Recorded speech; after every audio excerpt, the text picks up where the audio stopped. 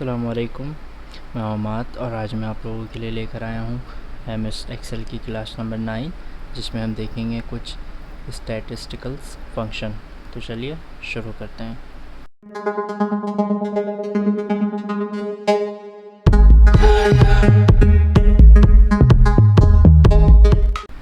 तो सबसे पहले तो मैंने यहाँ पर कुछ फार्मूलाज लिखे हैं जो कि हम आज यूज़ करेंगे। सम एफ, एवरेज एफ और सम एफ्स, काउंट एफ्स और एवरेज एफ्स।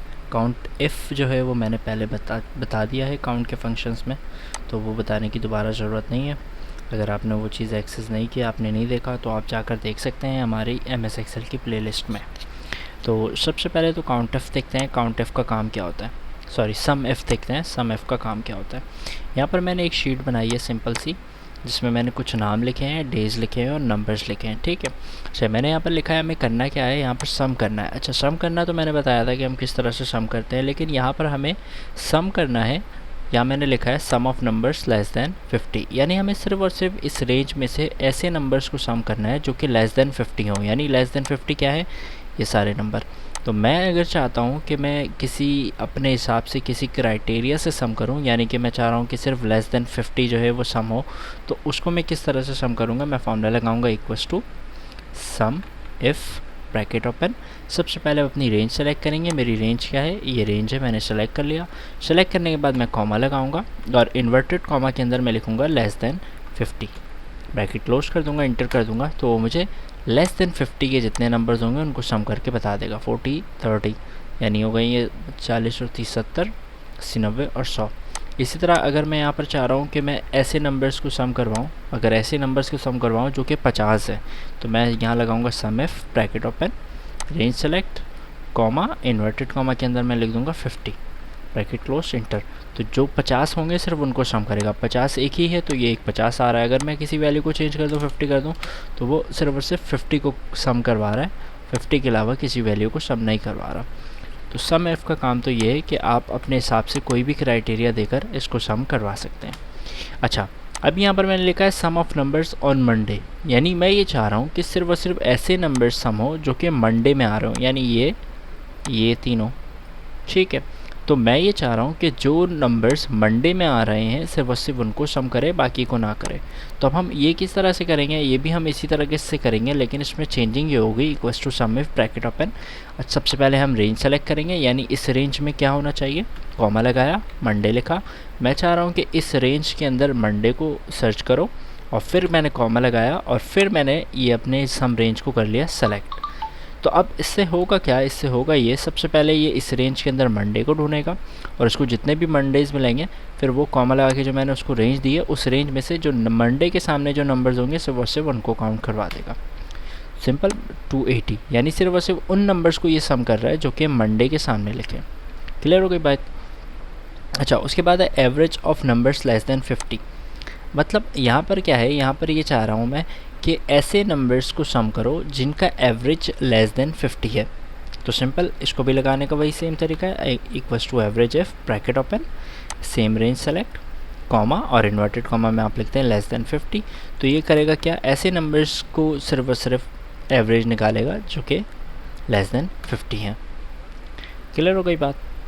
तो उम्मीद है आपको यहाँ तक समझ में आई होगी बात। इसके बाद अगर मैं नीचे की तरफ आता हूँ, तो नीचे की तरफ भी मैंने सेम शीट बनाई है, लेकिन यहाँ पर चेंज है। यहाँ पर मैं क्या कर रहा था, यहाँ पर मैं ये कर रहा था कि जो लेस दैन 50 है सिर्फ उसको मालूम कर रहा था, लेकिन यहाँ पर मैंने दो चीज़ें रखी है, मंडे और अली।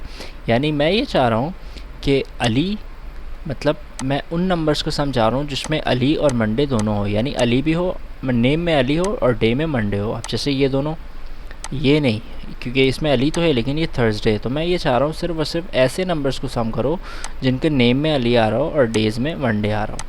तो उसको करने के लिए हमें सम इफ्स लगाना पड़ेगा। अभी हम सम इफ़ लगा रहे थे, लेकिन अब लगाएंगे सम इफ्स, यानी एक से ज़्यादा क्राइटेरिया। ऊपर हम सिर्फ और सिर्फ एक क्राइटेरिया पे काम करके आए हैं कि मंडे अगर मालूम करना है तो मंडे के हिसाब से सम करवाना है, तो हमने करवा दिया।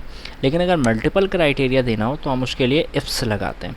तो यहाँ मैंने लगाया equals to sum ifs bracket open. सबसे पहले हमसे पूछेगा सम रेंज, यानी आपको किस रेंज को सम करवाना है, तो मुझे इस रेंज को सम करवाना है। उसके बाद आपने लगाना है कॉमा, उसके बाद ये आपसे पूछेगा क्राइटेरिया रेंज 1। तो मेरी क्राइटेरिया रेंज 1 क्या है, ये है, मैंने इसको सेलेक्ट किया, कॉमा लगाया। अच्छा, मैं इसमें से क्या चाह रहा हूँ, मंडे। अब आप यहाँ पर मंडे इन्वर्टेड कॉमा में ख़ुद लिख लें या किसी सेल में लिख कर आप उसको सेलेक्ट कर लें, वो आपकी मर्ज़ी है। क्लियर हो गई बात। उसके बाद आपने लगाया कॉमा। कॉमा लगाने के बाद आपको इसको बताना है क्राइटेरिया रेंज 2। मेरी क्राइटेरिया रेंज 2 ये है, मैंने इसको सेलेक्ट किया, कॉमा लगाया और इन्वर्टेड कॉमा में लिख दिया अली। तो अब ये करेगा क्या, सिंपल ये आपको ख़ुद बता रहा है कि क्या चीज़ कहाँ पर करनी है। तो अब ये करेगा ये कि सिर्फ ऐसे सेल्स को काउंट करेगा जिनके सामने मंडे और अली हो। एंटर किया तो ये सम करके बता देगा। अब इसने 10 यहाँ से उठाया और मंडे और अली में 60 यहाँ से, यानी 70, जबकि अली यहाँ पर भी आ रहा है लेकिन इसने इसको नहीं किया क्योंकि यहाँ पर क्या लिखा हुआ था, थर्सडे। अगर मैं इसको भी मंडे कर दूँ तो ये इसको भी काउंट करके सिंपल यहाँ पर सम करवा देगा। क्लियर हो गई बात। उम्मीद है आपको ये चीज़ समझ में आई होगी बिल्कुल। अगर आपको नहीं समझ में आ रही तो आप रिवाइंड करके देखें, बिल्कुल समझ में आएगा। नहीं समझ में आता तो आप कमेंट में पूछ सकते हैं। अच्छा, उसके बाद है count of numbers where they have John and Monday, यानी मैं चाह रहा हूँ काउंट करें। अब हमने काउंट करना सीखा था, हमने काउंट इफ भी लगाया था पिछली क्लास में। अब यहाँ पर मैं ये चाह रहा हूँ कि ऐसे नंबर्स को काउंट करो जिनमें जॉन हो और मंडे हो, उसके अलावा नहीं करो। अब वो मैं कैसे कराऊँगा, वही सेम तरीका, equals to count ifs bracket open. सबसे पहले क्राइटेरिया रेंज 1, मेरी क्राइटेरिया रेंज 1 एग्जाम्पल के तौर पर ये है तो मैंने ये सेलेक्ट किया, कॉमा लगाया, इन्वर्टेड कॉमा में मैंने लिख दिया कि जॉन, तो मैंने यहाँ पर लिख दिया जॉन।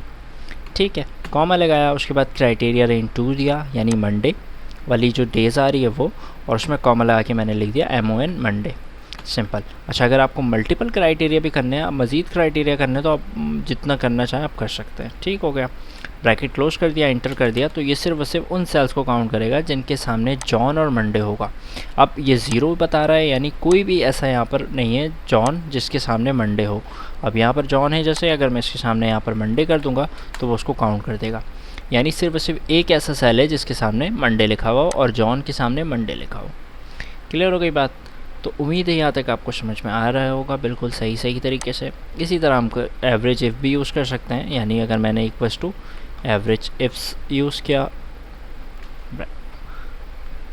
ठीक हो गया। सबसे पहले ये एवरेज रेंज पूछेगा, यानी मैं क्या चाह रहा हूँ, इस रेंज से एवरेज निकालना है। कॉमा लगाया, क्राइटेरिया रेंज 1 एग्जाम्पल के तौर पर ये है या वो है, अब पहले कोई भी सेलेक्ट कर लें। कॉमा लगा कि क्राइटेरिया जो आपकी है वो सेलेक्ट कर लें, एग्जाम्पल के तौर पर अली है तो ये अली सेलेक्ट कर लिया। कॉमा लगाया, क्राइटेरिया रेंज 2 सेलेक्ट कर लिया और कॉमा लगाया, इन्वर्टेड कॉमा में लिख लिया मंडे, यानी ये सिर्फ और सिर्फ ऐसे नंबर्स के एवरेज निकाल के देगा जो कि नंबर पे, मतलब सिर्फ और सिर्फ उन नंबर्स के एवरेज निकाल के देगा जो कि अली और मंडे पे आ रहे हैं। एंटर किया तो हमारे आंसर लाकर दे रहा है 35, यानी ये सिर्फ और सिर्फ ऐसे नंबर्स के एवरेज निकाल रहा है जो कि अली और मंडे पे, यानी 70 का एवरेज निकाल रहा है। ठीक है, अब 70 कितने सेल पे आ रहा है, 2 पे आ रहा है, तो वो उस हिसाब से 2 से डिवाइड करके इसको एवरेज पे 35 दे रहा है।